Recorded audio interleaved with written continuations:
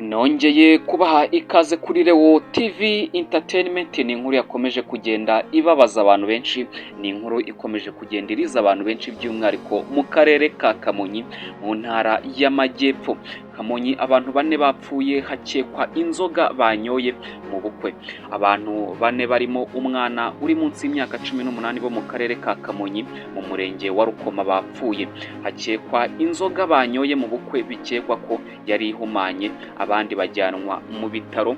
Byabaye ku cyumweru tariki 28 Ukuboza 2025 ubwo mu kagari ka Gishyeshye muri Rukoma umugabo wari ufite ibirori by'umubatizo mu minsi itatu yari gukurikiraho yasurwaga n'inshuti ze ngo bategure neza ibirori. Abaturage batuye hafi yaho byabereye babwiye TV and Radio 1 ko uwo muhungu na bagenzi be nyuma yo kuganira kuri uwo mubatizo baje kwerekeza ku muturanyi wabo wari wasabishije umukobwa we, bahabwa inzoga bikekwa ko yari ihumanyijwe.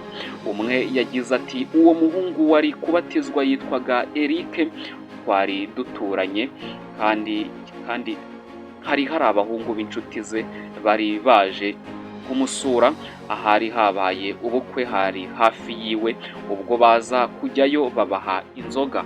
Undi yagize ati ntabwo ari ubwinshi bw'inzoga banyweye kuko abantu basanzwe babikora, ahubwo bari bazihumanyije. Abayinyoyeho bose barapfuye hamwe n'akana bari baturanye kuko nako kaje kuba kabigenderamo.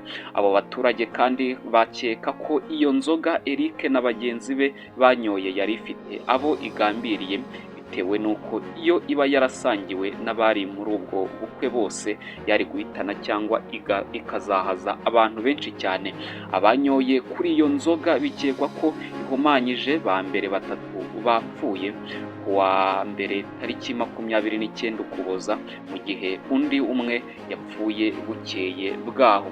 Abandi babiri barwariye mu bitaro bya Remera Rukoma, mu gihe imibiri y'abitabye Imana yajyanwe gukorerwa isuzuma mu kigo cy'igihugu cy'ibimenyetso bishingiye ku bumenyi n'ubuhanga bikoreshwa mu butabera i Kigali.